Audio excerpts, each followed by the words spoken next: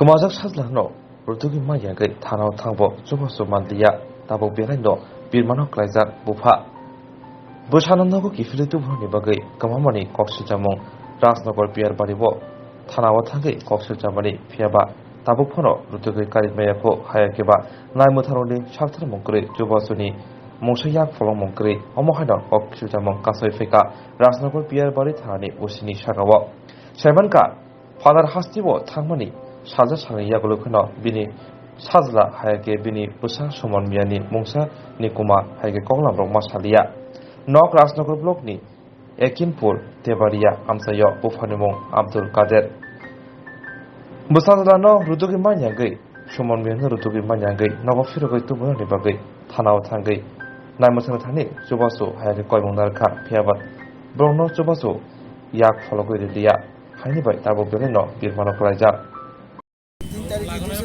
5 তারিখ থেকে শুরু করে এই পর্যন্ত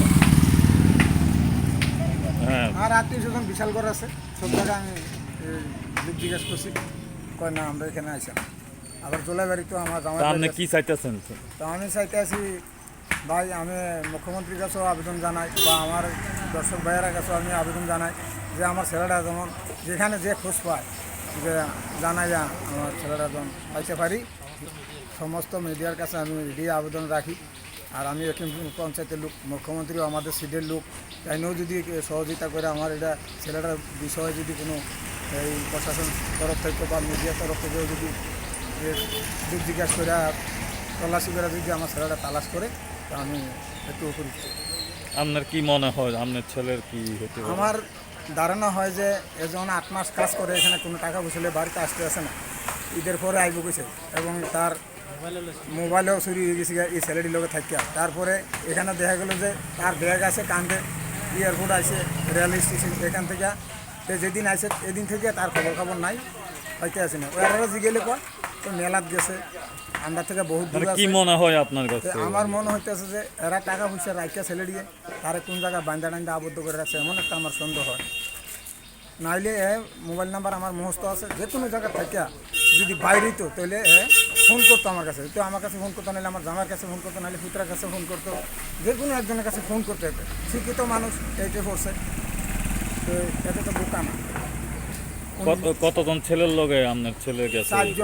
5জন আছে তারা 5জন আছে 5জনের মধ্যে এখানে 3জনের আমি অলরেডি ছবি রাখতেছি। ত্রিপুরার আপনারা লোকাল কোনো নাই ত্রিপুরা আমাদের কোনো লোকাল লোক নাই এগুলো হলমন্দিয়া লেগে গেছে আগরতলা থেকে এটি বাসায় করতেছে বদলপুর বা আসামে এই সব জায়গা বা করিমগঞ্জ এটি মিসিং ডায়েরি করছে কালকে দিচ্ছেন এতদিন আপনারা খবরটা লইছি পাইনি যে তার না কোনো খবরে হয় না ওই ছেলেটিও ফোন করলে ফোন রিসিভ করে না আরও গালাগালি করলে বাইশেষ এই থানাতে একটা দিছি 1 কপি জেরক্স করে দিছি আবার এটাও দিছি এই ছেলেটি লগে লেগে গেছে এটিও দিছি আমরা ওয়ার্কশপে বার ফিরা এরারে দিছি থানাতেও তো দিছি একটা এরপরে তারা কিছুদিন আগে করছিল এই জিনিসটা হয়েছে কলা খুনির মধ্যে বিক্রি করতো আমরা এখানে আনতে করছি তীব্রতে আমি কিছু না এটা তো অবৈধ জিনিস আমাদের দেশে আনিও না তোমরা দেশে ভালো তোমরা বিক্রি করো আমি দমখাই দিছি রে আমার কাছে আর 1 মাস ফোন করে না কে আনতে কইছে ওই ছেলেটি আপনার ছেলেরও কইছে এইগুলো আনতে হ্যাঁ তুই তো চিনস তোরা দেশ লয়ে গেলে বা আইয়া নিতে পারবি তা আমার কাছে বাবা এরকম কথা আমি না খবরদার আমরা দেশে দি ভাড়া যাইতো না কি আমরাও চিনি না আসলি না এখানে তুই খালি আই আচ্ছা থানা কি কইছে? রাজনগর পিয়ারবাড়ি থানা কি কইছে?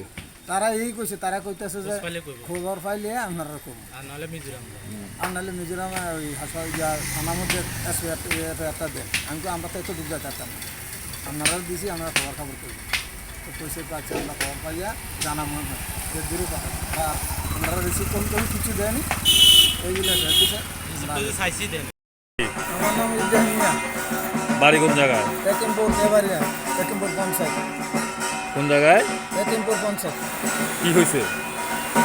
আমার ছেলে একটা প্রথম বাড়িতে গেছে কাজ করবো বলে তখনও কাজ করি বা আগরতলা কাজ করে হেন বাইরে বলে এখন আসামের 4-5জন ছেলে তারা অমরপুর কাজ করতো সেখান থেকে আগরতলা এসে আইয়া তারে নিয়ে ছেলে 4-5জন ছেলের বাড়ি কোন জায়গায়? এই আসামে মিজোরামে এডিট করছি তারে নিয়ে গেছে জিজ্ঞেসে তুই কাম করবি না? তো আমি তারা বাড়ি কোন জায়গায় তারা কইতে আছে মিজোরামে। আপনারা কি লোকাল? না না, আমরা তো স্থানীয় খোলাড়া আমার, আর হেডি তো বাইরে হ্যাঁ। আসামে কইছে বাড়ি কইয়া নিছে তারে। তো কইছে আমি আমুক এমনি, তো আমি তোর আবার আইনা দিয়া যাবো এই কথা কইয়া তারে সঙ্গে লয়ে গেছে 8 মাস চলে। এবার 8 মাসের ভিতরে কোনো বেতন টেতনও দেয় নেই। আর এমনি খবর দিয়ে গেলে 3-4টা ছেলে তার লোকে আছে, কাজ করে ভালো আছে, আপনারা চিন্তা করেন না, এই সেই কইছে। এরপরে ঈদ হয়েছে 3 তারিখে, 4 তারিখে কথা কইছে, 5 তারিখ থেকে আর তার ফোন বন্ধ। দেখলাম তোর ফোন ঠিক হয়েছে, রাত্রে আমরা 5 জন ঘুমাইছি একসাথে, 4 জনের মোবাইল দিয়েছে, আমারটা নিয়ে লয়ে গেছি জানাই। আমার ছেলের নাম কি? সুমন মিয়া।